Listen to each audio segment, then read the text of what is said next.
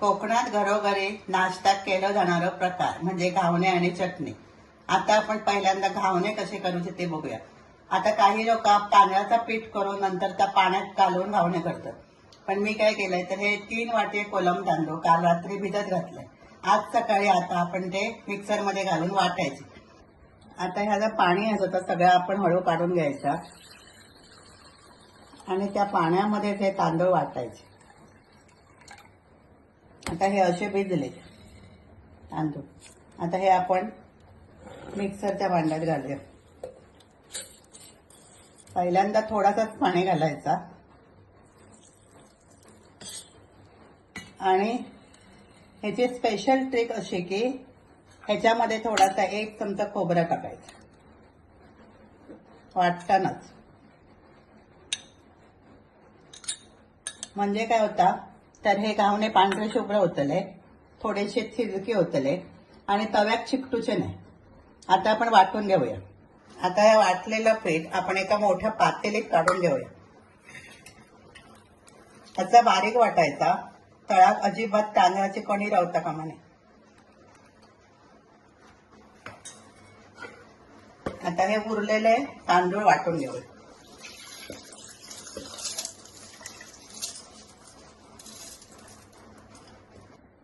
आता ह्या सुद्धा पीठ आपण वाटलेला काढून घेऊया.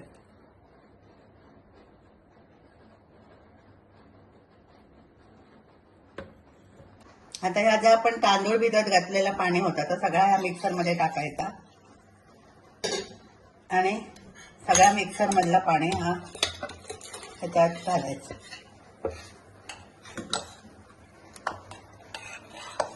आता या घावण्याचं पीठ जे असतं आता खूप पातळ करूचं असतं. आता ह्या अजून थोडा जाड असा. आपण ह्याच्यात अजून थोडासा पाणी घालूया.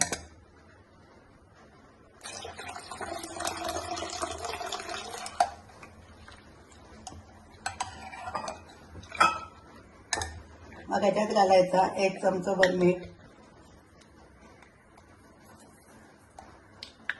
1 चमचा साखर आणि थोडासा तेल ढवळायचं. या पीठ समजा जाड वाटला तर नंतर आपण अजून थोडासा पाणी ऍड करू.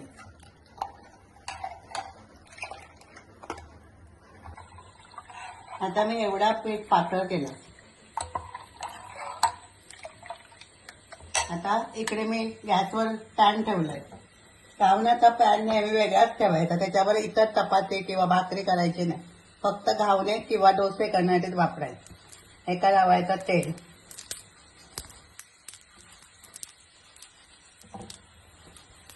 गॅस थोडं जास्तच ठेवायचं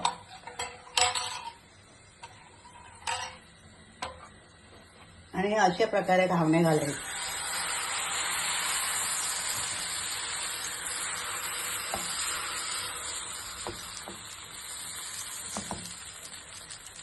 आता तव्यावर घातल्यानंतर जर समजा वरती सुक्या पीठ दिसला तर ह्याचा अर्थ काय तर ह्याच्यात अजून पाणी घालू काय. आता इकडे थोडासा सुक्या दिसतं पीठ तर ह्याच्यात अजून थोडासा पाणी घालून या पातळ करायचं. म्हणजे घावणे खूप पातळ आणि लुसलुशीत होतं. आता इकडे थोडासा पीठ दिसतं ना सुक्या, तर पुढच्या घावण्याच्या वेळी आपण थोडासा पाणी ह्याच्यात ऍड करूया. आता हे साईडने सुटले की असे फोल्ड करायचे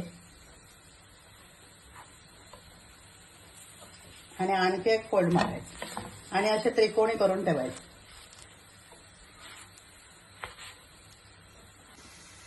हा घावणं तयार असतं. आपण काढून थंड करत ठेवायचं. आता इकडे आपण थोडा पाणी अजून जास्त घालूया आणि पीठ थोडासा पातळ करूया.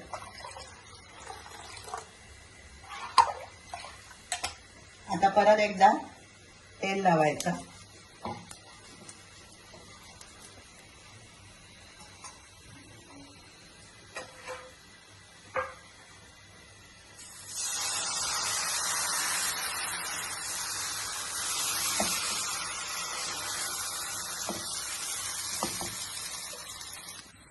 आता इकडे वरती त्या तांदळाचा सुक्या पीठ कमी झाला म्हणजे अर्थ असो की त्या पीठ बरोबर असं.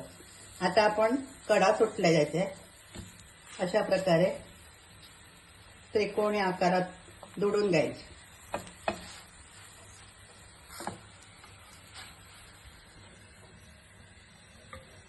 अशा प्रकारे मी आता हे सगळे घावणे काढून घेतोय.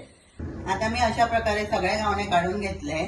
साधारणपणे 3 वाटीमध्ये 15 घावणे होतात मोठ्या आकाराचे. आता इकडे बघा, हे अशा प्रकारे पातळ जाळीदार आणि लुसलुशीत घावणे त्यात अशा पद्धतीने केले तर होतं. आता याच्याबरोबर आपण लसूण घालून लाल रंगाची चटणी करूया. समजा तुमका गोड घावणे खायचे असले तर ह्याच्याबरोबर नारळाच्या रसात गुळ घालून जो आपण रस बनवतो त्या रसाबरोबर खाऊ शकतात. किंवा रविवारच्या दिवशी जर नॉनव्हेज बरोबर खायचे असते तर मटणा बरोबर, चिकन बरोबर किंवा काळ्या वाटाण्याच्या उसळी बरोबर पण सुद्धा हे घावणे तुम्ही खाऊ शकता. आता आपण चटणी करून घेऊया. आता आपण लसूण घालून लाल रंगाची चटणी करूया. इकडे मी 1 वाटी खोबरा घेतलाय. त्याच्यात 2 ते 3 लसणीचे पाकळ्या चिरून घातले. त्या मिक्सरच्या भांड्यात टाकूया. त्याच्यात घालूया 1 चमचा लाल तिखट. तुमका चटणी जास्त तिखट होईल तर तुम्ही आणखी तिखट टाकू शकता. थोडीशी साखर, थोडीशी चिंच आणि चवीप्रमाणे मीठ. आता ह्याच्यात पाणी घालायचा थोडासा आणि चटणी आपण वाटून घेऊया. आता हे घावणे आणि ही लसूणची चटणी तयार. अशा प्रकारे तुम्ही घावणे आणि चटणी करून बघा आणि रेसिपी आवडली तर लाईक करा, शेअर करा, सबस्क्राईब करा.